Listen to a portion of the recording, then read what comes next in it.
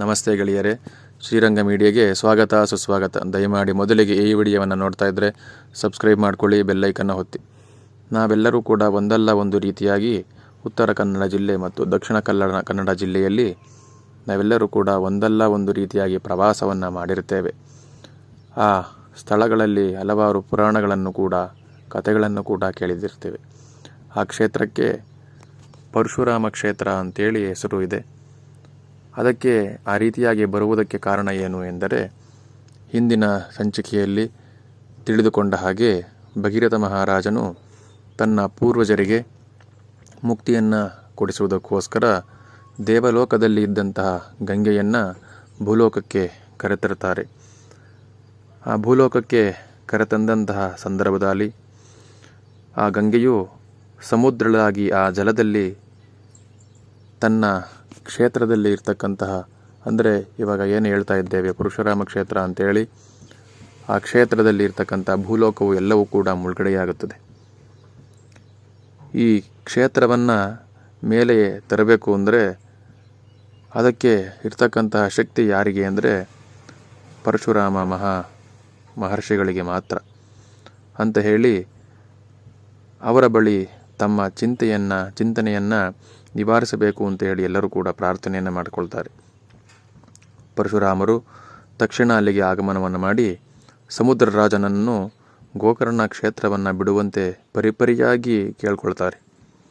ಸಮುದ್ರ ರಾಜರು ತನ್ನ ಕೋರಿಕೆಗೆ ಓಗೊಡದಿದ್ದಾಗ ಕೋಪಗೊಂಡ ಪರಶುರಾಮರು ತನ್ನ ಆಗ್ನೇಯಾಸ್ತ್ರವನ್ನು ಬಿಡಲು ಮುಂದಾಗ್ತಾರೆ.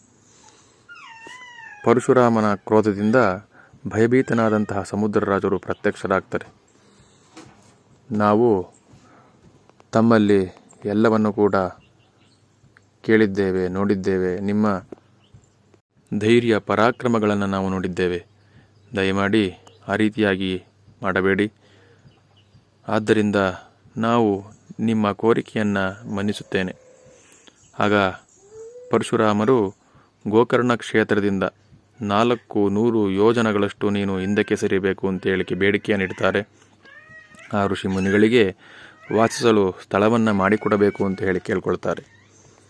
ಅದರಂತೆ ಸಮುದ್ರ ರಾಜನು ಹಿಂದಕ್ಕೆ ಸರಿದು ಗೋಕರ್ಣ ಕ್ಷೇತ್ರವು ನೀರಿನಿಂದ ಹೊರಗೆ ಬರುತ್ತದೆ.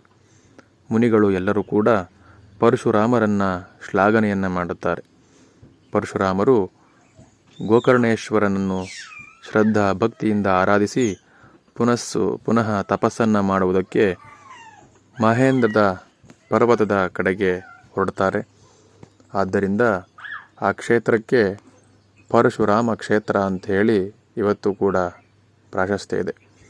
ಅದಕ್ಕೋಸ್ಕರ ಆ ಕ್ಷೇತ್ರದಲ್ಲಿ ಯಾವುದೇ ಹಾನಿಗಳು ಸಮುದ್ರ ರಾಜನಿಂದ ಉಂಟಾಗುವುದಿಲ್ಲ. ನಾವೆಲ್ಲರೂ ಕೂಡ ಆ ಕ್ಷೇತ್ರಗಳಿಗೆ ಹೋಗಿ ಅಲ್ಲಿ ಇರ್ತಕ್ಕಂತಹ ಸಮುದ್ರ ರಾಜನನ್ನು ದರ್ಶನವನ್ನು ಮಾಡಿ ಅದರಲ್ಲಿ ಸ್ನಾನವನ್ನು ಮಾಡಿ ಎಷ್ಟು ಗೊತ್ತಿಲ್ಲದೆ ಮಾಡಿರ್ತಕ್ಕಂಥ ಕರ್ಮಗಳನ್ನು ನಾವೆಲ್ಲರೂ ಕೂಡ ನಾಶನ ಮಾಡಿಕೊಳ್ಳೋಣ ಅಂತ ಹೇಳಿ